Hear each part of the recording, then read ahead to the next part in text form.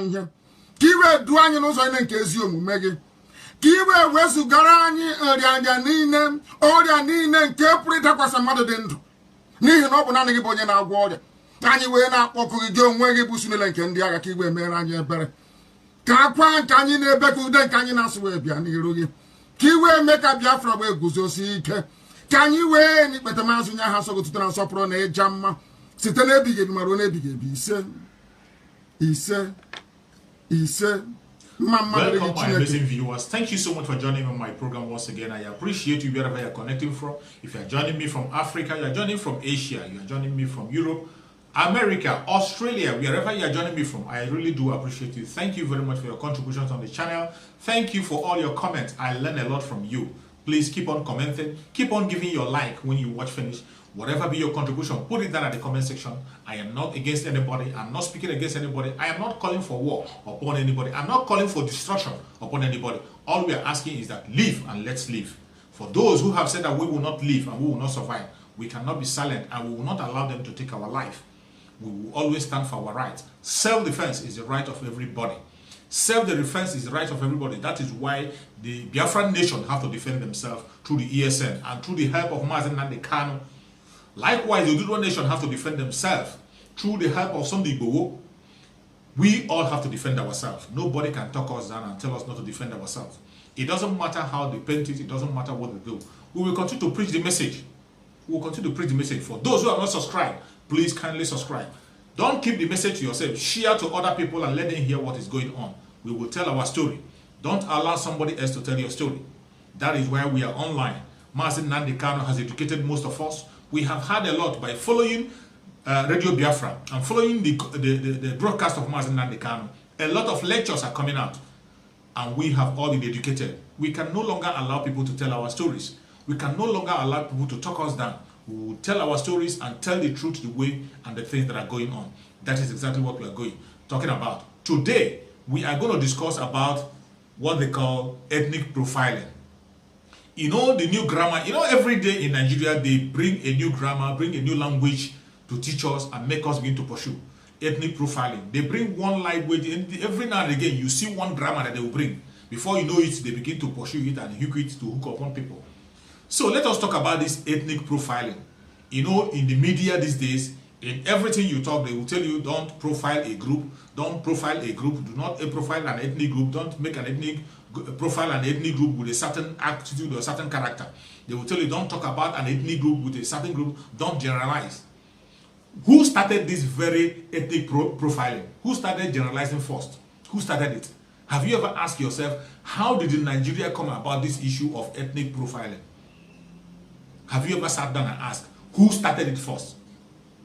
The ethnic profiling was started by the Fulani Janjaweed. They started it. They started the ethnic profiling. But eventually, here are we today. They first of all started the ethnic profiling with the Hausas. When the Janjaweed came to the Hausa land, they profiled the Hausa people to be corrupt. The Hausa people, they profiled the Hausa leaders to be corrupt, that they are all corrupt. That was the profiling they gave to the Hausa people.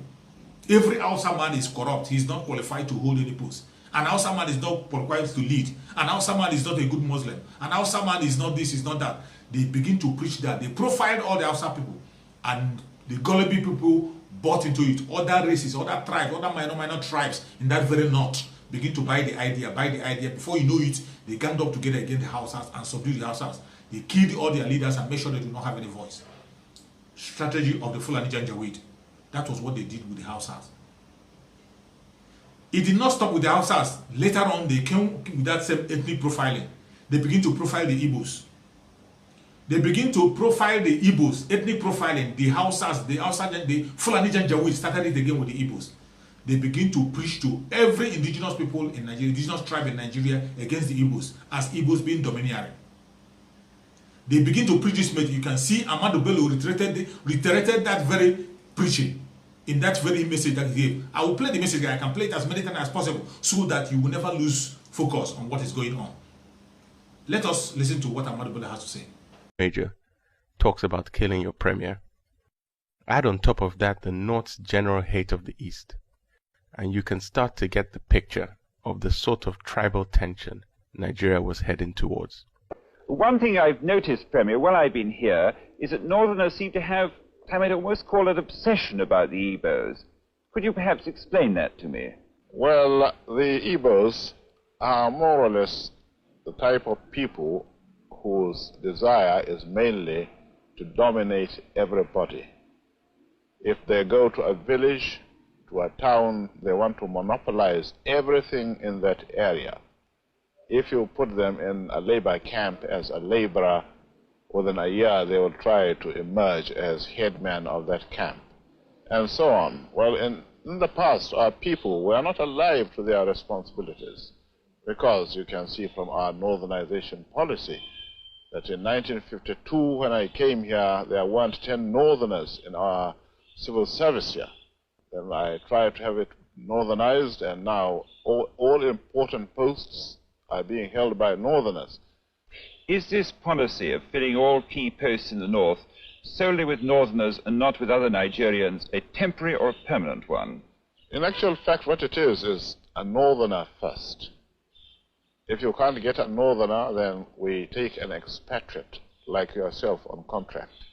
If we can't, then we can employ another Nigerian, but on contract too. This is going to be permanent, I should say, as far as I can foresee, because it will be rather dangerous to see the number of boys who are now turning from all our learning institutions coming out with having no work to do. I'm sure whichever government of the day might be, it will feel rather embarrassed, and it might even lead to bloodshed. Doesn't this damage the idea, sir, of all people in all regions in Nigeria being fellow citizens of one country? Well, it might, but you are, I mean, new to our region, but how many northerners are employed in the east or in the west? The answer is no. And if there may be 10 laborers employed only. You can see, that was another ethnic profiling. The Fulanis, that was when they were profiling the Igbos. They profile the Igbos that we are domineering, that everywhere an Igbo man goes, he will dominate you. Everywhere an Igbo man goes, he will dominate you. Whatever you are doing with an Igbo man, have to be careful. He wants to rule you. He wants to be ahead of you. They begin to preach this message. Fulani Janjaweed, we are preaching this message. All Nigerians, we are aware. Nigerians were there. Every tribe in Nigeria bought into that very message. Every Nigerian tribe bought into that very message of Igbo profiling. They profile all Igbos to be domineering. People who want to dominate you and conquer you. So every tribe in Nigeria became afraid of the Igbos. Igbos became the enemy. More especially in the southeastern part of Nigeria, the old southeastern part of Nigeria, you find our own brothers became afraid of us. The Ijos, who are our blood brothers, our brothers who were the same, Ijos became afraid of the Igbos. Efik became afraid of the Igbos. Edos became afraid of the Igbos. The Yorubas became afraid of the Igbos. Other tribe, every ethnic tribe in Nigeria began to suspect the Igbos. Whatever you do, it doesn't matter what you do. Even people who have not done any business with an Igbo in their lifetime, some of them who have never had any deal with an Igbo man, when you speak about an Igbo man, they are always careful to deal with the person because of ethnic profiling, which the Fulani Janjaweed brought into the Nigeria against the Igbos. Nobody was talking about it, and the funniest thing is that the politicians we have as Igbos were not able to defend us. They never made any defense for us. They never put up any defense. Even in their media, nobody was talking about it. While this ethnic profiling was going on, nobody speaks about it. Nobody talks about it until Mazi Nnamdi Kanu came to the stage. That is why, if you're an Igbo man, you don't have anything to thank Mazi Nnamdi Kanu. Thank Mazi Nnamdi Kanu for giving you a voice. Today, Mazi Nnamdi Kanu has made people to understand that Igbos are not what they are called. So many names that have been given to Igbos wrongly by the Fulani Janjaweed have been defeated by Mazi Nnamdi Kanu. They said we are domineering. We are not dominating. We have never dominated. We have never conquered anybody in history. Neither have we dominated anybody. It is only sheer hard work. Igbo people are only sheer hard work. Wherever you see them, they are hard working, and that is why they are progressing and prospering wherever they are. They have no agenda of dominating anybody. They open their arms. Very friendly. That is why you find them anywhere. They don't profile anybody. They do not profile anybody. That is why they can go to any remote village and live there. Help them to develop themselves. Even become an indigenous of that area. try as much as possible to speak the language and behave like those people. They never make any move of dominating anybody, and they never profile anybody. But the Fulanese profiled us. Until Mazen Nnamdi Kanu came, it was only Mazen Nnamdi Kanu that came now and made people to realize that most of the things that have been said about the Igbo people are not true. They are all lies. They are all lies. We do our business genuinely with people, associate with people genuinely. Even the properties that we acquire all over the country, you negotiate with the people, ask them if they want to sell. Sometimes they will sell to you double the amount that others are buying. Still, an Igbo man will buy because he needs it. He will buy it. There has never been any place in Nigeria where you say that Igbo people went and killed or begin to take a land by force. They never do that. They never take any land in any place by force. They buy the land even at a very expensive rate than others. They profiled the Igbos. Until Mazen Nnamdi Kanu came, they said that Igbos have no leader. That Igbos can never be united. They can never have a leader. They don't have. Anytime you preach, they say Igbos don't love themselves. Igbos don't love themselves. That is another profiling. Igbos don't love themselves. The people were carrying the message, and people bought into the message. Even Igbos, even our Igbos bought into the message that Igbos don't love themselves. Who told you that? Who told you that? The ethnic profiling of the Northerners, of the Fulani Janjaweed, that people don't love themselves. Once they see money, they sell out. Forgetting that it was out of love that Igbos were able to survive after the Civil War. After the Civil War, that all the rich men with the billions they have in the bank were given only 20 pounds. People came out and began to struggle. Move out of that very cage and begin to struggle. When they make way, they come back, they pick one person. An Igbo man travels, he opens a business, he educates 2 or 3 people, settle them, and they start their own business. That is how Igbos were growing. They build their own, they build their business, build their own business within themselves, to the extent that other tribe became jealous. There was a day I was hearing somebody, one of the commentators in the social media was saying that one of the reasons why people are angry with Igbos is that they only work within themselves. They only include themselves in their business entrepreneur. They only settle themselves. They don't include other tribes. That they should try and be educated, including other tribes in their settlement. When they include other tribes, so that other tribes will be loving them. You see? But somebody will come out and begin to profile Igbos that they don't love themselves. And some Igbos buy it. You will even see an Igbo man opening up the mouth to say that Igbos don't love themselves. And he will be speaking about it proudly, that Igbos don't love themselves. Who told you that Igbos don't love themselves? There is no other tribe that loves themselves the way Igbos love themselves. What do you call love? Love is not by mouth, it's not by talking, not by making noise. Noise is not by making noise, that is not love. There are ways to show that you love someone. In your actions, deep actions. Check the majority. There is no place where there are no trouble. There is no place where there are no problems. Even in a family, mother and child disagree. Father and mother disagree. They disagree with their children. Brother and brother disagree. Then you will turn it to be Igbo said, we never hate ourselves. We love ourselves. But they profiled us with that. People bought into it. Igbos don't have a king. Today we have a king in Mazen Nnamdi Kanu. They profile the Igbos love money. Igbos love money. Whatever. Once you flaunt money and an Igbo man, he just misses his control. Who told you that? You don't love money, but you're in business. Hausas don't love money. They are using their cow to kill everybody up and down because of their private business. Other tribes don't love money, but majority of them have various businesses everywhere. They have businesses. They're chasing money everywhere. But because of the commitment of an Igbo man and his seriousness in what he's doing and commitment and success, now they term it Igbo's love and you can buy money. But Mazen Nnamdi Kanu proved them wrong, that money is not everything. They tried as much as they can to buy him. Even with an oil well, they could not be able to buy Mazen Nnamdi Kanu. An Igbo man with a difference. They say they shouldn't profile somebody. But they profiled the Igbos. Nobody was talking against it. Media was not talking about it. Until Mazen Nnamdi Kanu came and began to roll back all those profiling that the Fulani Janjaweed have done against the Igbos. Mazen Nnamdi Kanu rolled it back. Woke up the whole Nigerians, and Nigerians are now awake. As you can see, most of the profiling now has been torn apart. Every word that they are speaking against the Igbos, people come out to rally around against the Igbos. our Yoruba brothers today are speaking on behalf of the Igbo, making a case for the Igbos. They have now called us a dot. Even when they called us a dot, people came out and challenged it. Somebody like Wole Soyinka came out to talk against it. Do I think that Nigeria can continue as one? Yes. Not if it continues this way. Not if it fails to decentralize. Some people use the word reconstruction, some people use the word whatever. But if Nigeria fails to decentralize, and I mean to decentralize as fast as possible, manifestly, not as rhetoric, then Nigeria cannot stay together. Again, it's not Wole Soyinka saying this. Everybody said it. Generals have said, ex-generals, ex-head of states have said it, politicians have said it, analysts have said it, economists have said it.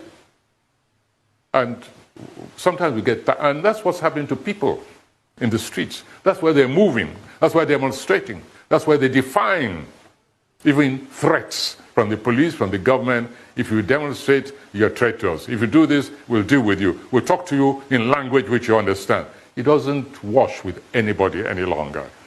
Because if the nation is on a suicide slide, the people who feel that they do not deserve that kind of suicidal plunge, they have a right to say, sorry, I'm getting off this plane before it nosedives. So who started the ethnic profiling? It was the Fulani Janjaweed that started the ethnic profiling. They profiled the Igbos so much that every tribe in that very contraction began to hate the Igbos for no reason. Begin to be scared of the Igbos. When they are having any dealing with an Igbo man, they will be so scared and so careful in what they are doing. For no just cause. If no matter how sincere you are, they will be careful. This was going on and nobody was talking about it. Nobody was preaching against it. People were going about their daily businesses as if nothing is happening. Even the southeastern elites or whatever, elites in the Igbo land, they were not even fighting against it until Mazi Nnamdi Kanu came on the stage. Mazi Nnamdi Kanu came on the stage and revised all those profiling. Today, they have all been revised. Igbos cannot be trusted. They are now trusted. Igbos cannot have a leader. We now have a leader. Igbos love money. Prove them wrong. We don't just love money. We work for money. Igbos are domineering. We are not domineering. Mazi Nnamdi Kanu have proved them wrong. If you can't love him for anything, love him for that. He has done a lot to give us a voice. And today we can speak. We can speak up from any angle. But today, you see what is going on in the media. Every of them that come out now is fighting on behalf of the Fulanis. Don't profile the Fulanis. It is not everybody that is header. It is not everybody that is a Fulani herdsman. It's not every herdsman that is carrying AK-47. This is the message they are now preaching. Even the Southerners are helping them to promote this message. You will see Dave Umahi will come out and begin to tell you about ethnic profiling. Don't profile everybody that all the Fulanis are not headers. All the Fulanis are not headers. They are not kidnappers. People from the southern part of Nigeria will be defending them. The press themselves, in the press, they will be defending them about the ethnic profiling, telling you what to say and what not to say. They'll be directing you on what to say and what not to say. When you say certain things, they say, no, you are profiling them. The media, they are using the media to make sure they turn everything. Something that you and I see. It's not even about profiling, because what people are saying about Fulanis is exactly what they are doing. They are the people killing people. They are the people, the Fulani headers. They are Fulanis. They are the one. It is not any head. There is no other headers that are going about with AK-47 killing people. In other villages, everywhere where it happened, it has been captured on video. It has been, we have seen eyewitness. Benue State governor have come to speak about it, come with that number. And even they come out to threaten. Say people tell us not to profile. It is not profiling. This is exactly what they are. Recently, you saw the Amieti Allah, you see the Fulanis issuing an ultimatum, issuing one into Delta State. Issuing one into Delta State, when they saw that it's not going to make any headway, they came out and began to say it wasn't them. It wasn't them that issued the warning. But this is what they do. We know them for that. This is what they do. Most of the time they do it and they defend it. They have been doing it in Benue State. The governor of Benue State cannot be lying. He cannot be saying anything anyhow. But they begin to talk about ethnic profiling. Not asking yourself, who are the people profiling? The people who are champion of ethnic profiling is this Fulani Janjaweed. But glory be to God, Mazi Nnamdi Kanu has come on the show. Mazi Nnamdi Kanu came on the show and turned everything around. Now, it's their own turn. They are not forcing the music. Mazi Nnamdi Kanu opened the eyes of every indigenous person in Nigeria to know their enemy. It is now that everybody has woken up and will know the real enemy, which is the Fulanis. The Fulani Kabas, the Fulani Janjaweed, they are the real enemy. And you can see it playing out in an open. It's not a hidden thing. It's not like when they profile the Igbos and profile the Southerners and other tribes. It wasn't like that. It's not like when they profile the Hausas. In their own case, it is not even profiling. This is what they are, and this is what they are doing. They are not shy about it. You see, lately, while people are busy talking about the constitution and changing of the constitution and making a constitutional amendment, their president Muhammadu Buhari came out and be telling you about grazing route. He's talking about grazing route, meaning that every other thing you are discussing doesn't really matter to him. All this issue you have been discussing all a while, everything that the Southerners have been saying all a while, all the cry the governors have been making all a while, all the plans and all the restructuring whatsoever they are talking about, he's not even bothered about it. He is talking about grazing route. Grazing route of how many centuries ago, of Ottoman Danfodio. That is what he's promoting. And when somebody talks about it, he will say he's profiling them. Thank God for Mazi Nnamdi Kanu. May God bless Mazi Nnamdi Kanu wherever he is. Thank God for Mazi Nnamdi Kanu. He has woken a lot of people in that contraction called Nigeria. He has woken people up. Even in the north, most of them are woken up. The Hausas have woken up. They have known who is the real enemy. Nigerians now know the real enemy. That Igbos are not the enemy. They are not the aggressor. The aggressor who has a plan to dominate and conquer is the Fulani. They are the people who want to dominate you. They are the people who want to conquer you. They are the people who want to steal from you. They are the people who are the fraudsters. They are the people who are corrupt. They are the people who are killing people. All the things they are accusing other race for, they are the ones who are doing it. One day we will talk about the issue of corruption. You will see that they are even the greatest corrupt people in that very country called Nigeria. They are the ones, no other people. But they cover themselves up, then profile others. They have profiled the South. The whole South have been profiled as corrupt people. They never trust anybody from South. Each person that speaks from the South part of Nigeria, they are corrupt. The next thing they will bring is corruption. Either they call you an ethnic bigot, or they call you a corrupt person. They profile the Southerners, you are corrupt. No Southerner is worthy to be a leader. No Southerner is, that is why no Southerner is worthy to hold any post in Nigeria or to work with Muhammadu Buhari, because Muhammadu Buhari is an angel. Thank God for Mazi Nnamdi Kanu. May God bless Mazi Nnamdi Kanu wherever he is. God will continue to strengthen him and give him one word to give to us. We will continue to fight for this battle until the end. God bless Oduduwa Republic. Bless Sunday Igboho. God bless Sunday Igboho and continue to strengthen him, make him consistent until we go to the final line. God bless the Middle Belters. God bless the Northerners also, those of them who are seeing the truth and working towards the truth. May God bless all of us. We are asking for peace. Everybody to have the right to live, right to exist. That is what we are asking for. We are not intimidating anybody. And the only thing we are asking for is for our safety. Give us a referendum. Let us decide our fate. Referendum is not war. Grant that contraption referendum. Let Biafrans decide their fate. Oduduwans decide their fate. Middle Belters decide their fate. The Arewas can practice what they want to practice, as we all know that Sharia is their fate. Go on with this. Nobody stops them. That is what they're asking for. Thank you so much for watching, and remember, blessed wherever you are. Continue to join on my channel. Share with people so that they can see and hear for themselves what is going on. Thank you, and remember, blessed. Bye-bye. See you again on the next video.